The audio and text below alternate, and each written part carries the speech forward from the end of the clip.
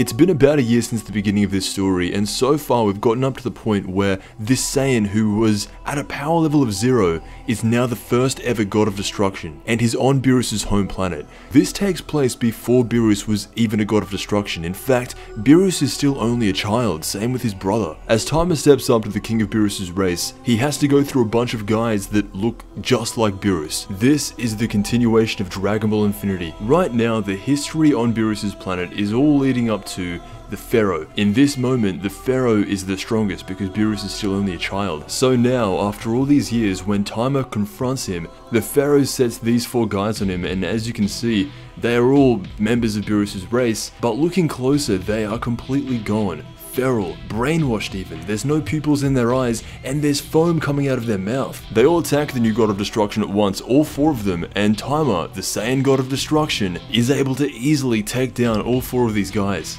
Seeing the complete destruction of his men, the Pharaoh starts getting very mad, and so what he does is he gets this big boulder from out of the lake, levitates it in the air, and throws it directly at Timer himself. This rock is the size of a small mountain, and it crushes Timer, but as you'd expect, the new god of destruction is no pushover. He splits this rock in half and says, "You'll have to do better than that, I see right through you." The original Pharaoh of Beerus' world is an evil man. In the past, he put Beerus' dad up against Timer when they were cellmates, training with each other, and tried to make them fight to the death. After all these years, Timer is now back with a goatee as the god of destruction. All of a sudden, a new member of Beerus' race, dressed in a robe, jumps down and is now fighting Timer as one of the Pharaoh's henchmen. These two go blow for blow and are somewhat evenly matched. In fact, this new guy is actually getting the upper hand on Timer. Eventually, he takes his robe off, and when he does, this guy looks a lot like Beerus' dad. He's even got the black eye, so pretty much what it is now is all of Beerus' race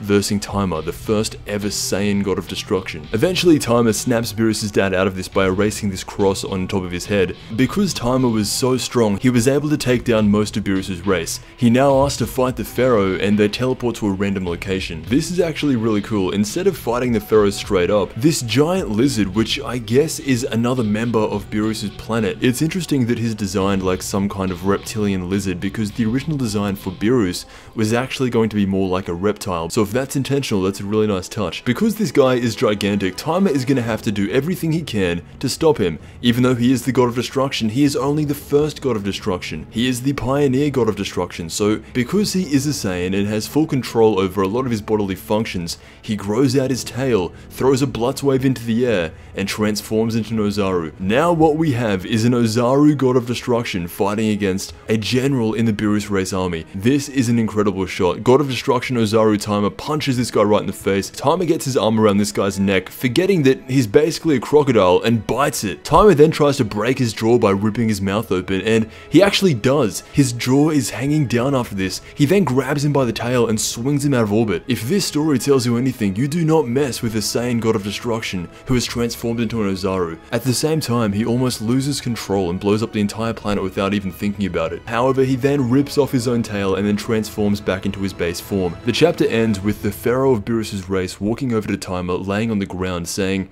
"How touching." All links to the creator will be down below, and the story too. I want to thank you so much for watching, and I'll see you in the next Dragon Ball video.